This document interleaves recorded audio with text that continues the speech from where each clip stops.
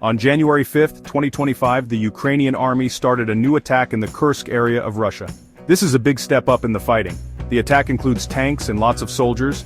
Ukrainian forces are going after Russian and North Korean units stationed in the area. It looks like Ukraine wants to take the towns of Velikie Soldatsky and Pushkarn. These towns are important because of where they are and how close they are to important supply lines. This attack comes after Ukraine successfully took some land in the same area in August 2024. This new attack is a brave move by Ukraine. It shows they want to fight on Russian land. This attack could change how the war goes. Whether it works or not could have big effects on both sides. The fighting in Kursk is still happening. The next few days will be important to see what happens with this daring attack. Ukrainian President Volodymyr Zelensky has said that holding land in Russia, especially Kursk, could be really important for peace talks later. If Ukraine takes Kursk, it could make Russia talk and maybe give up some things. Zelensky's plan is risky. By fighting on Russian land, he's hoping the good things that could happen are bigger than the bad things. Winning in Kursk could make Ukraine stronger, but it could also make the fighting worse. Russia has fought back hard against the attack. This means they probably won't give up land easily. The Kremlin sees what's happening in Kursk as an attack on their land. Countries around the world are watching closely. Many are worried the fighting could get much worse. Zelensky's risky move has made things more tense. Everyone is waiting to see what Russia will do. Russia has fought back hard against Ukraine's attack in Kursk. They've sent a lot of soldiers and weapons to the area. They want to stop Ukraine and take back any lost land.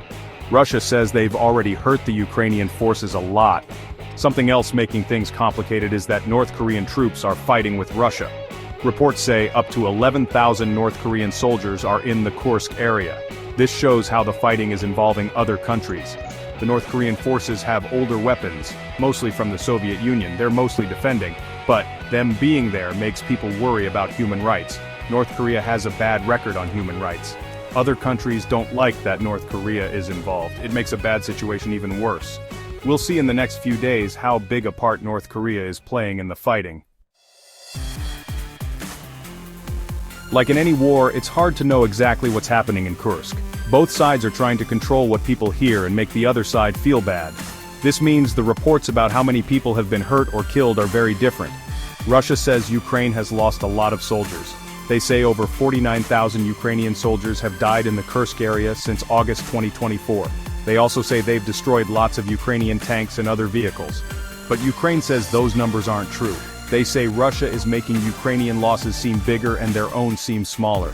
Ukraine says they've hurt a lot of Russian and North Korean soldiers. Right now it's impossible to know who's telling the truth. It's hard to check the facts when there's so much fighting. The real numbers are probably somewhere in the middle.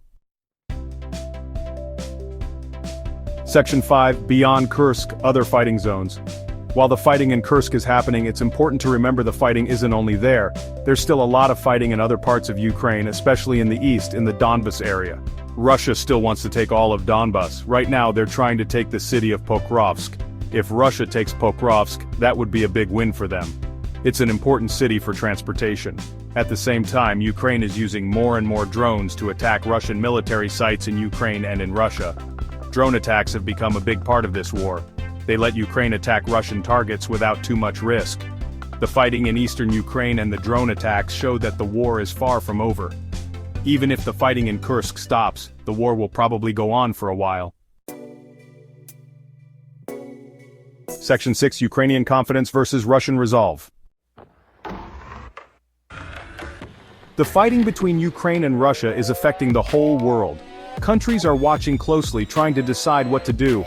What other countries do could change how the war ends and how countries work together in the future.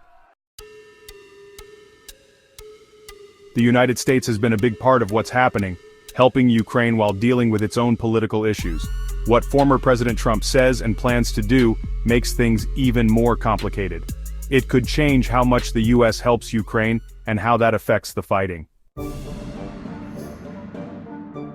Things are changing all the time, and it's hard to know what will happen to Ukraine and Russia. Both countries have big decisions to make. The world is watching to see what happens next in this very important situation. What happens next could change things in the area and around the world for a long time.